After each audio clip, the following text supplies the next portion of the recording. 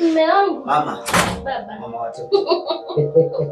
Pole na kazi. Ndio sana. Niambie kwa nini naendaje? Maana rozali kubwa mume wangu. Pole. Karibu kipenzi. Ewe. Ngoja naweka. Nasi na shaka kaa. Niambie baba. Sema. Bwana umeshindaje? Salama. Safi kabisa. Wakati niko njiani nikaa naanza. Shemeji, yule mchakato wa kazi umekwaje? Mume wangu. Sijui. Sina majibu sahihi, lakini leo sijapata muda wa kuongea naye. Lakini nina uhakika bado kwa sababu angeniambia chochote. Ongea naye sasa. Ongea naye kujua kwa sababu muda unazidi kwenda. Haina shida mume wangu. Sasa kwa sababu umerudi, namuita baba tuongee naye wote. Ongea naye wewe. Na wewe unaongea naye. Nitaongea na mfukuza. Okay. Mashaka. Njoo mdogo wangu. Mdogo wangu mzuri. Mzuri kweli.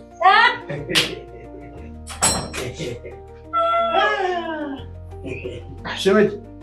Bwana, habari? Safi, shikamoo. Marahaba, hujambo? Jambo. Mambo safi. Mambo safi. Umeshindaje mdogo? Safi dada. Sasa nakuona mwenye kitambi hicho. Kinaenda tu mbele. Amna kawaida. Kwa raha zako. Kuliko hata shemeji yako. Amna shemeji sio wa hivi. Hebu niambie mchakato wako umeendaje kwanza? Wa zile kazi. Sister bwana, bado napambana lakini. Unapambanaje?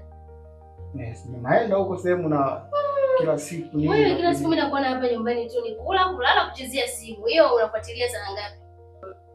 Mashaka. Ni mwaka sasa hivi umeisha unaishi kwangu. Na dada yako hapa nimeolewa. Naishi na mume wangu. Uko hapa unakula, unalala, unakula, unalala, unakula, unalala. Unataka kuwa na familia yako. Sasa mpaka hivyo mpaka lini? Yaani utafanya hivyo mpaka lini? Sasa mimi nina wazo ndugu wangu.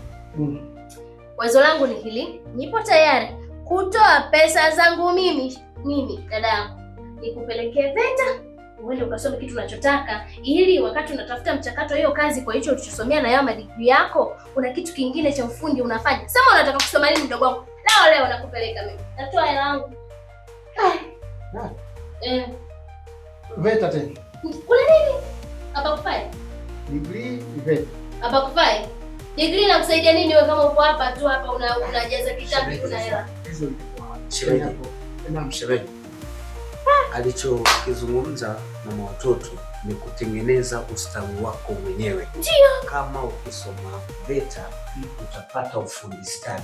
Una urahisi wa wewe kujiajiri au kuajiriwa hata katika njia za ufundi. Kabisa. Usiwaze kuhusiana na swala la wewe degree bila hela mdogo wangu, degree bila hela inakusaidia nini? Sasa nimeelewa lakini kama mmechoka.